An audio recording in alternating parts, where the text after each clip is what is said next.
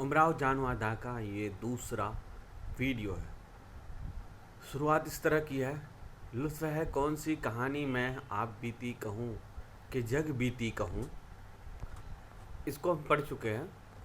دوسرا جو قصہ ہے: ابتدائے آوارگی جوش وحشت کا سبب، ہم تو سمجھے ہیں مگر ناصح کو سمجھائیں گے کہ ناصح کو سمجھائیں گے کیا۔ اس کا دوسرا حصہ بھی پڑھ چکے ہیں۔ تیسرا حصہ سے شروع کرتے ہیں۔ دے پھڑکنے کی اجازت صیاد مجھے، شب اول ہے گرفتاری کی۔ گرفتاری کے شب اول کا حال تو آپ سن چکے۔ ہاں، وہ بے بسی مرتے و دم تک نہ بھولوں گی۔ مجھے خود حیرت ہے کہ میں کیوں کر زندہ بچی۔ ہے کیا سخت جان تھی کہ دم نہ نکلا۔ دل آرام خان بندے، دنیا میں تو خیر اپنی سزا کو پہنچا، مگر کیا اس میرے دل کو تسکین ہوئی؟ موے کی بوٹیاں کاٹ کاٹ کر بھی چیل کووں کو کھلا دیتے تو بھی مجھے آہ نہ آتی۔ یقین ہے کہ قبر میں تجھ پر صبح و شام جہنم کے گندے پرندے ہوں گے اور گندے پڑتے ہوں گے، اور قیامت کے دن خدا چاہے تو اس سے بدتر درجہ ہوگا۔ ہاں، میرے ماں باپ کا کیا حال ہوا ہوگا، کیسے تیری جان کو کلپتے ہوں گے۔ بس مرزا صاحب، اتنی آج کہنی باقی کل کہوں گی۔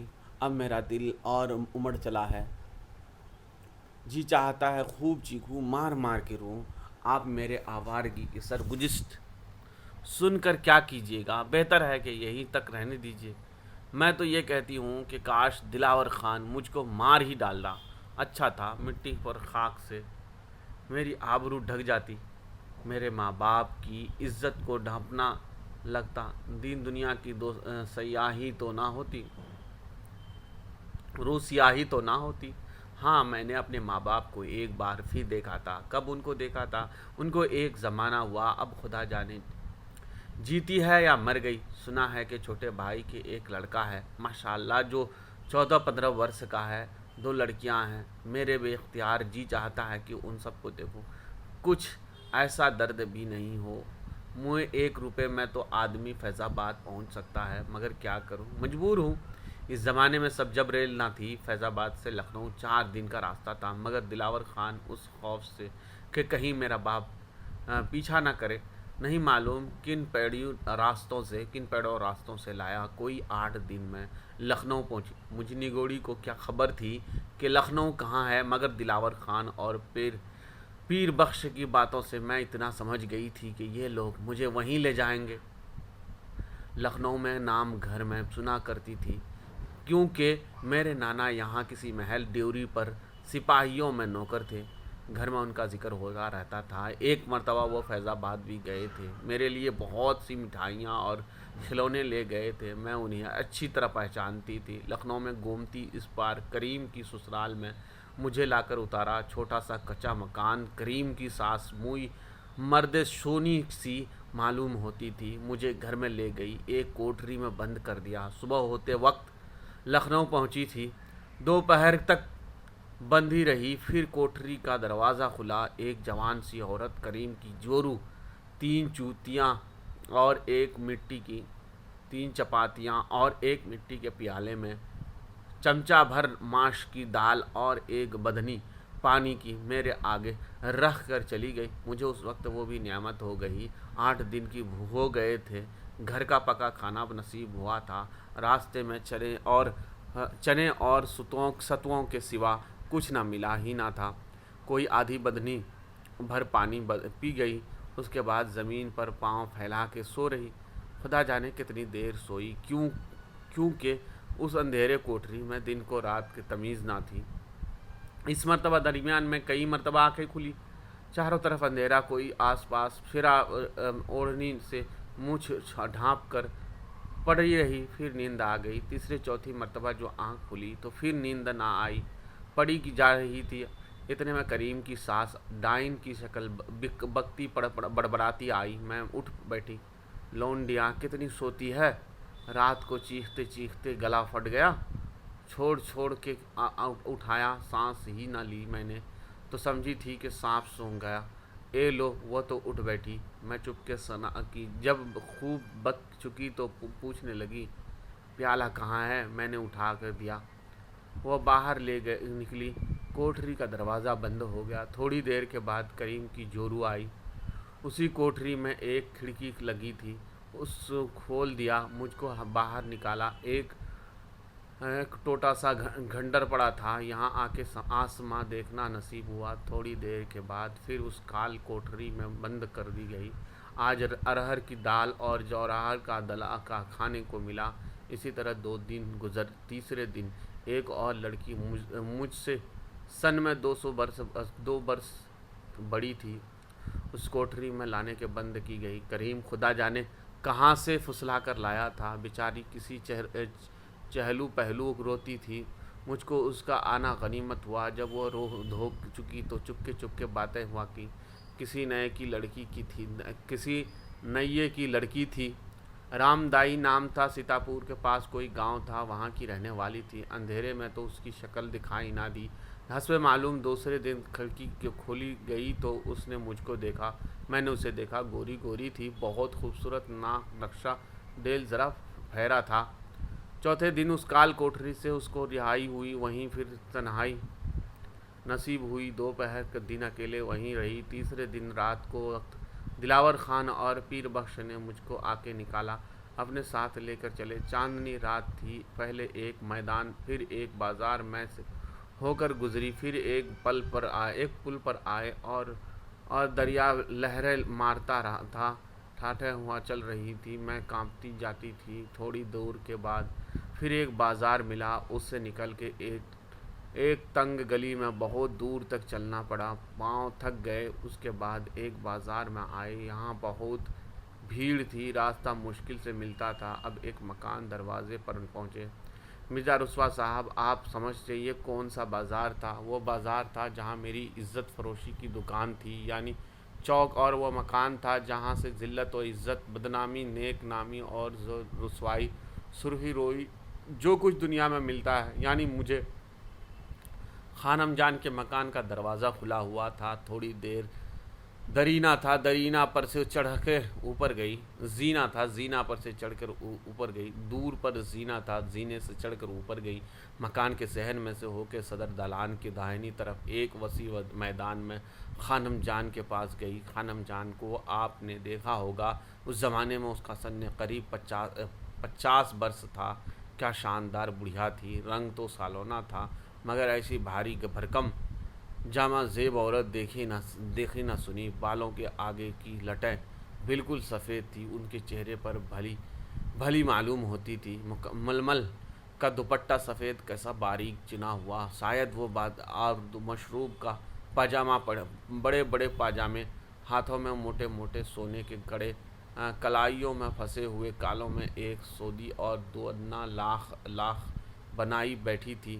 بسم اللہ کی رنگت، ناک نقشہ یہی اس کا تھا، مگر نمک کہاں اس دن کی صورت۔ خانم مجھے آج تک یاد ہے، پلنگڑی سے لگی ہوئی قالین پر بیٹھی تھی،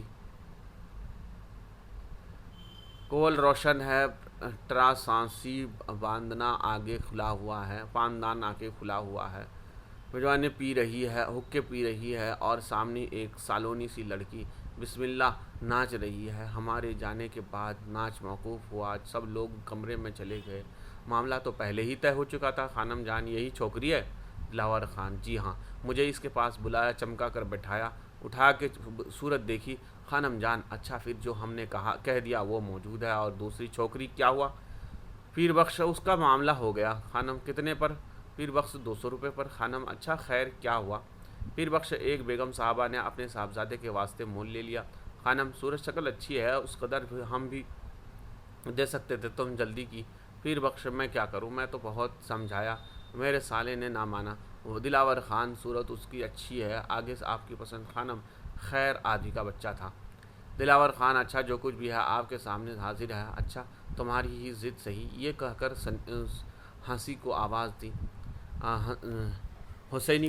دی۔ حسینی گدبدی سی سالونی اور 1.5 عمر سامنے آ کر کھڑی ہوئی۔ خانم ہنسی، خانم صاحبہ صندوق چلاؤ۔ حسینی گئی، صندوقچہ آئی اور خانم سے صندوقچہ کھولا، بہت سے روپے دلاور خان کے سامنے رکھ دیے۔ بعد ازل معلوم ہوا کہ 125 روپے دیے، 125 روپے تھے۔ ان میں سے کچھ روپے پیر بخش نے گن کے اپنے رومال میں باندھ لیا۔ سنا ہے کہ 50 روپے باقی دلاور خان مردے نے اپنے ڈاب میں رکھے۔ دونوں سلام کر کے رخصت ہوئے۔ اب کمرے میں خانم صاحبہ اور بوا حسینی ہیں۔ خانم صاحبہ: حسینی یہ چھوکری اتنی مواں کی کچھ مہنگی تو نہیں معلوم ہوتی؟ حسینی: مہنگی؟ میں کہتی ہوں سستی ہے۔ خانم: سستی بھی نہیں ہے، خیر ہوگا، صورت تو بھولی بھالی ہے، خدا جانے کس کی لڑکی ہے۔ ہاں، ماں باپ کا کیا حال ہوگا، خدا جانے اس سے منہ پکڑ لاتے ہیں، ذرا بھی خوف نہیں، خدا نہیں۔ واہ حسینی: ہم لوگ بالکل بے قصور ہیں، عذاب ثواب انہیں منہ گردن پر ہوگا، ہم سے کیا، آخر یہاں نہ بکتی کہیں اور بکتی۔ حسینی: خانم صاحب یہاں پر اچھا رہے گی، آپ نے سنا نہیں بیویوں میں رنڈیوں کی کیا گیتیں ہوتی ہیں؟ خانم: سنا کیوں نہیں، ابھی اس دن کا ذکر ہے، سنا تھا سلطان جہان بیگم نے اپنی لونڈی کو کہیں میاں سے بات کرتے دیکھ لیا تھا، شوخوں سے داغ کر مار ڈالا۔ حسینی: دنیا میں جو چاہے کریں، قیامت کے دن ایسی بیویوں کا منہ کالا ہوگا۔ خانم: منہ کالا ہوگا، جہنم گندے پڑیں گے۔ حسینی: خوب ہوگا، منہ کی یہی سزا ہے۔ اس کے بعد ہوا حسینی: منت ہو گئی، بیوی یہ چھوکری تو مجھے دے دیجئے، میں پالوں گی، مال آپ کا ہے، خدمت میں کروں گی۔ خانم: تمہیں پالو، اب تو بوا حسینی کھڑی ہوئی تھی، گفتگو کے بعد میرے پاس بیٹھ گئی، مجھے باتیں کرنے لگی۔ بوا حسینی: بچی تو کہاں سے آئی؟ روکے، بنگلوں سے۔ حسینی خانم سے: بنگلہ کہاں ہے؟ خانم: اے ہے، کیا ننھی ہو، فیض آباد کو بنگلو کہتے ہیں۔ حسینی: مجھے تمہارے ابا کا کیا نام ہے؟ جمیندار۔ خانم: تم بھی غضب کرتی ہو، بھلا وہ نام کیا جانے، ابھی بچی ہے۔ حسینی: اچھا تمہارا نام کیا ہے؟ میرن۔ خانم: امیرن۔ خانم: بھائی یہ نام بھی تو ہمیں پسند نہیں، ہم تو امراؤ کہہ کر پکاریں گے۔ حسینی: سنا بچی، امراؤ کے نام پر تم بولنا، جب بیوی کہیں گے کہ امراؤ تم کہنا جی۔ اس دن سے امراؤ میرا نام ہو گیا۔ تھوڑی دنوں کے بعد جب میں رنڈیوں کے شمار میں آئی تو لوگ امراؤ جان کہنے لگے۔ خانم جانم مرتے دم تک امراؤ کہا کی، اور بوا حسینی امراؤ صاحب کہتی تھی۔ ان کے بعد بوا حسینی مجھے اپنی کوٹھری میں لے گئیں، اچھا کھانا کھلایا، مٹھائیاں کھلائیں، منہ ہاتھ دھلایا، اپنے پاس سلا رکھا۔ آج رات کو میں نے ماں باپ کے خواب میں دیکھا، جیسے ابا نوکری پر سے آئے ہیں، مٹھائی کا دونا ہاتھ میں لائے ہیں، چھوٹا بھائی سامنے کھیل رہا ہے، اس کو مٹھائی کی ڈولیاں نکال کے دی ہیں، مجھے پوچھ رہے ہیں جیسے میں دوسرے دلان میں ہوں، ابا باورچی خانے میں ہیں۔ اتنے میں ابا کو جو دیکھا، دوڑ کے لپٹ گئی، رو کے اپنا حال کہہ رہی ہوں، خواب میں اتنا روئی کہ ہچکیاں بند گئی۔ بوا حسینی ہوشیار کیا، آنکھ جو کھلی، کیا دیکھتی ہوں، نہ گھر ہے، نہ دیوان ہے، نہ ابا نہ اماں ہیں۔ بوا حسینی کو گود میں پڑی رو رہی ہوں۔ بوا حسینی آنسو پوچھ رہی ہے، چراغ روشن تھا، میں نے دیکھا کہ بوا حسینی آنسو بھی برابر جا رہی ہے۔ واقعی بوا حسینی بڑی نیک ذات عورت تھی، اس نے مجھ پر شفقت کی۔ چند ہی روز میں اپنے ماں باپ کو کھو گئی اور بھول گئی، اور بھولتی نہ تو کرتی کیا، ان کی مجبوری دوسرے ننھے ڈھنگ نہیں، رنگ اچھے سے اچھا کھانے و ذائقے سے بھی آگاہ نہ تھی، کپڑے جو میں نے کبھی خواب میں نہ دیکھی تھی، 3 لڑکیاں، بسم اللہ خان، خورشید جانم، امیرن جان، ساتھ کھیلنے کو، دن رات ناچ گانا، جیسے جلسے تماشے، میلے باغوں کی سیر، وہ لوگ عیش و سامان تھا جو مہیا نہ تھا۔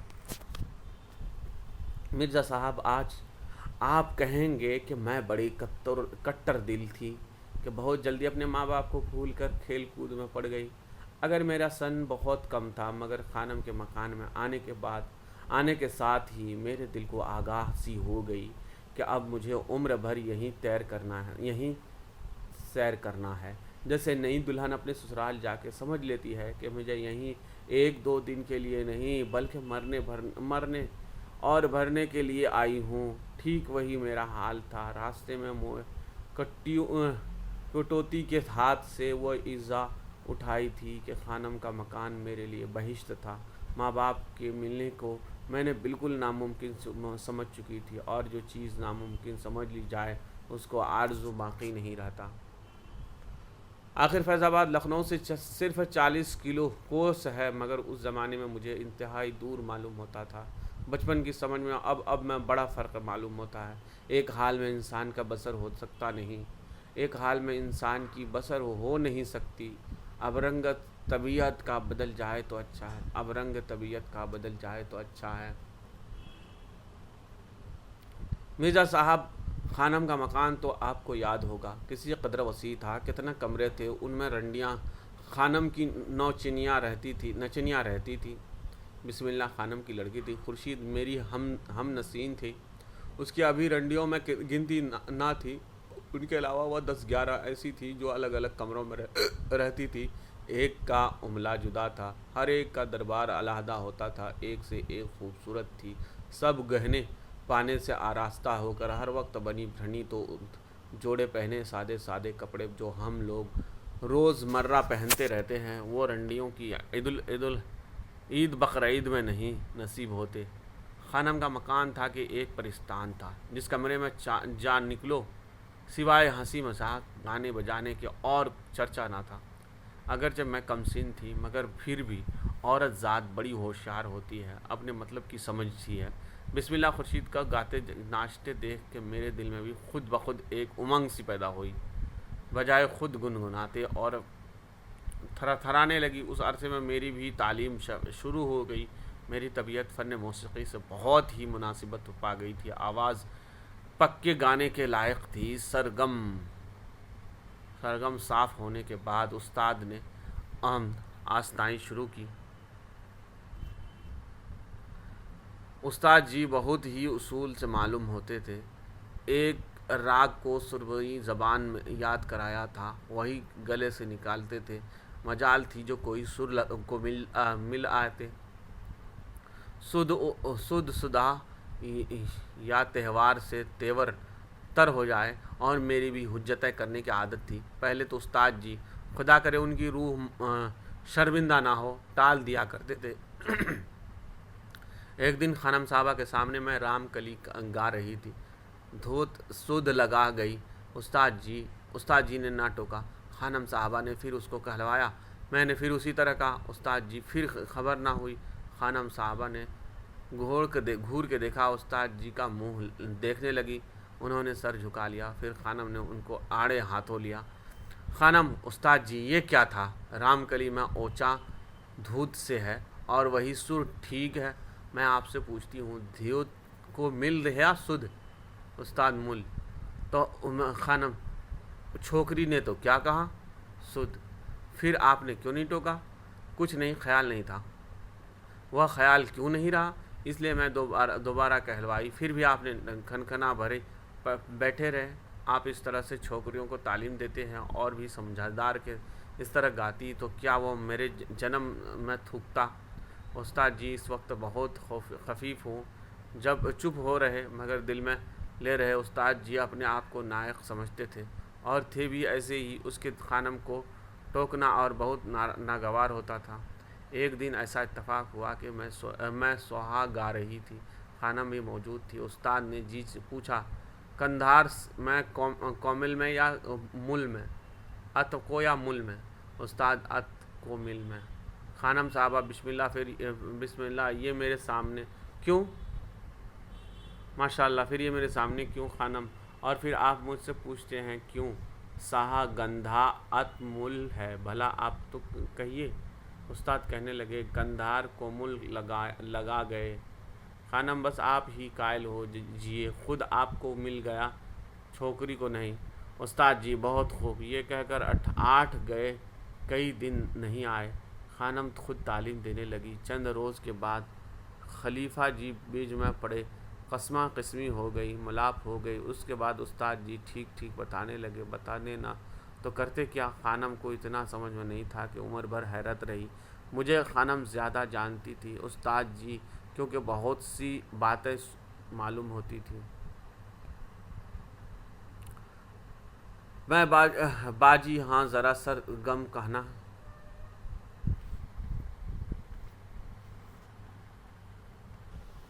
بیگا جان اب نہیں کہتی میں واہ، میں تو کہوں گے میں کہوا کے چھوڑوں گی۔ بیگا پھر وہی کہہ دیا، لے اب نہ ستانا، میں ہاں اب کی گئی اب کی گنے نہ وہیں دونا۔ بیگانہ کہہ دو، میں تو ٹھیک باعث ہوئی، اچھا لے اب تو گرا کہہ دے۔ بیگا لے اب ٹھیک کہیے، کل آئیے گا، میں اچھا تنبور اٹھا لاؤں، کچھ گاؤں۔ بیگا کیا گاؤں؟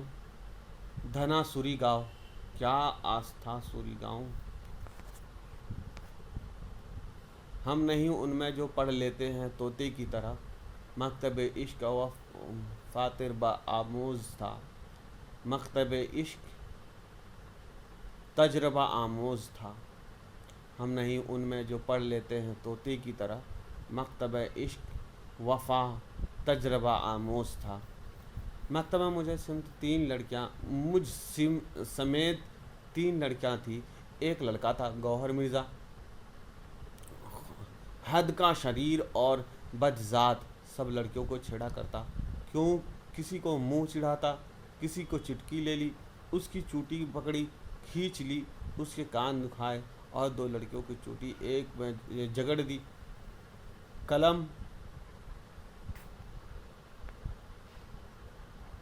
قلم کی نوک توڑ ڈالی، کہیں کتاب دوات الٹ دی، غرض کہ ان کے مارے ناک میں دم تھا۔ لڑکیاں بھی خوب چھپاتی تھی اور مولوی صاحب بھی قرار واقعی سزا دیتے تھے، مگر اپنی آنی بانی سے نہ چوکتا تھا۔ سب سے بڑی کہ میری بناتا تھا کیونکہ میں سب سے نیلی اور گیگلی سی تھی اور مولوی صاحب کے دباؤ میں رہتی تھی۔ میں نے مولوی صاحب سے کہہ کر کہ مار پٹوائی کی، مگر بے غیرت کسی طرح زمانہ باز نہ آیا۔ آخر میں بھی چغلیاں کھاتے کھاتے عاجز آ گئی۔ میری فریاد، مولوی صاحب اس کو بہت ہی بے دردی سے سزا دیتے، مگر خود بھی مجھے ترس آ جاتا۔ گوہر مرزا کی اس مکتب میں آنے کا سبب بھی بوا حسینی تھی۔ گوہر مرزا نواب سلطان علی خاں کے ایک بڑے عالی خاندان رئیس تھے، توپ اور دروازے میں رہتے تھے۔ ان کے بنو ڈومنی سے رسم تھا، انہوں نے یہ لڑکا پیدا ہوا تھا۔ اگر بنو ڈومنی اور نواب صاحب سے اب تک کے تعلق ہو گئے تھے، مدت گزر گئی تھی، مگر 10 روپے ماہ لڑکے کی پرورش کے لیے دیے جاتے تھے۔ بیگم صاحبہ سے چوری چھپکے کبھی کبھی بلا کے دیکھ لیا کرتے تھے۔ بنو قاضی کے باغ کے رہنے والی تھی، وہیں بوا حسینی کے بھائی کا گھر تھا، کھڑکی درمیان میں تھی۔ گوہر مرزا بچپن ہی سے ذات شریف تھے، تمام محلے کا ناک میں دم کر رکھا تھا۔ کسی کے گھر میں ڈھیلا پھینک دیا تو کسی لڑکے سے چرخہ دیکھنے مانگا، اسے دے دیا۔ آپ نے کھڑکی کی تلی کھول دی، سب چرخوں پھر سے اڑ گئے، غرض کہ طرح طرح کی آزاد دیکھنے تھے۔ آخری ماں نے عاجز آ کر محلہ کی مسجد میں ایک مولوی صاحب کے پاس بٹھا دیا، یہاں بھی آنے سے اپنے ہتھ کنڈے نہ چھوڑے۔ تمام ہم مکتب لڑکوں کو تنگ کرنا شروع کر دیا، اس کے کرتے ہی مینڈک چھوڑ دیا، اس کو ٹوپی پھاڑ ڈالی، ایک لڑکی کی جوتی اٹھا کے کنویں میں ڈال دی۔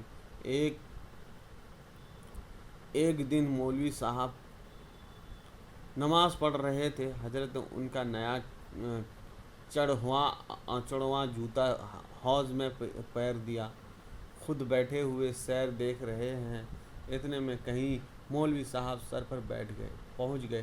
اب تو گوہر مرزا کی خوب مرمت ہوئی۔ مولوی صاحب نے مارے تماچوں کے منہ لال کر دیا اور کان پکڑتے ہوئے بنو کے گھر پر آئے اور دروازے پر سے پکار کر کہا، لو صاحب، اپنا لڑکا ہم سے نہ پڑھائے جائیں گے۔ یہ کہہ کر مولوی صاحب ادھر گئے اور گوہر مرزا کو مظلومیت صورت بنائی، روتا ہوا گھر آیا۔ اسی وقت اتفاق سے بوا حسینی بنو ڈومنی بیٹھی ہوئی تھی، باتیں کر رہی تھی۔ لڑکے جو یہ حال دیکھا تو آپ کی ترس آ گیا، لڑکے کو لے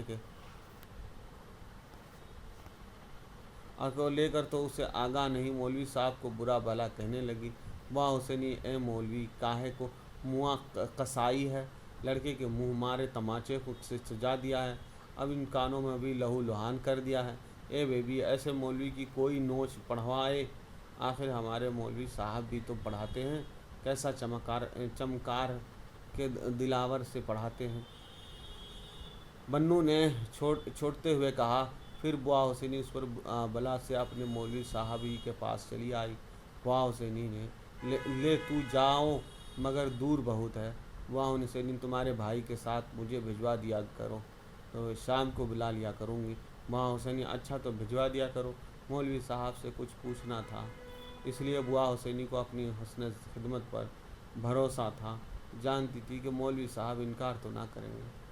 दूसरे दिन अली बख्श, बुआ हुसैनी के भाई का नाम था, गौहर मिर्ज़ा को साथ ले मिठाई का खान सर पे रखे बुआ हुसैनी के पास पहुंची। बुआ हुसैनी से खुशी खुशी मिठाई तकसीम की, लड़के को मौलवी साहब के पास बिठा दिया। गौहर मिर्ज़ा ने ज़्यादा मुझे को सताता था, दिन रात वह बिदात कागल में रहता था। मौलवी साहब ने उसको बहुत मारा, मगर उसने मुझे सताना ना छोड़ा। इसी तरह कई वर्ष गुजर गए। आखिर मेरे उसके दरमियान सुलह हो गई, या यूँ कहिए कि उसके सताने की खुदगरी हो गई। गौहर मिर्ज़ा के दो मेरे सन में कुछ ज़्यादा फ़र्क ना होगा, शायद वो मुझसे 2-1 साल बड़े होंगे। जिस ज़माने का हाल कह रही हूँ, मेरे सन कोई 13 वर्ष का होगा, और नौ मिर्ज़ा को 14वां वर्ष साल का था। गौहर मिर्ज़ा के सामने से अब मुझको बन्नू आने लगा, मज़ा आने लगा। मिर्ज़ा के साथ मुझे मज़ा आने लगा। उसकी आवाज़ बहुत अच्छी थी, डोमनी का लड़का था, कुदरती लय था, दार था, बनाने में मशाक टूटी बूटी बूटी भड़क उठती थी। इधर मैं ले सुर से आगाह, जब मौलवी साहब मकतब में नाम होते थे, खूब जलसे होते थे। कभी मैं गाने लगी, वो बताने लगा, कभी वो गा रहा था, मैं ताल दे रही थी। गौहर मिर्ज़ा की आवाज़ पर रंडियाँ भी फरेफ्ता थी। हर एक कमरे में बुलाया जाता था। उसके साथ मेरा जाना भी एक ज़रूरी बात थी, क्योंकि बग़ैर मेरे उसके संग की लुत्फ़ ना आता था। सबसे ज़्यादा मीर जान उसके गाने पर आशिक थी। मिर्ज़ा साहब, आपको तो मीर जान याद होगी। याद है, कहे जाओ। अमीर जान का वो ज़माना जब मुफ़ख्खिरुद्दौला बहादुर की मुलाजिमत थी। अल्लाह रे, जो बन के ठाठ, वो उठती हुई जवानी, खिलती खिलती वो चमकी रंगतें, फूली फूली वो मोहनी सूरत, बांकी बांगी अदाएँ, सरबशां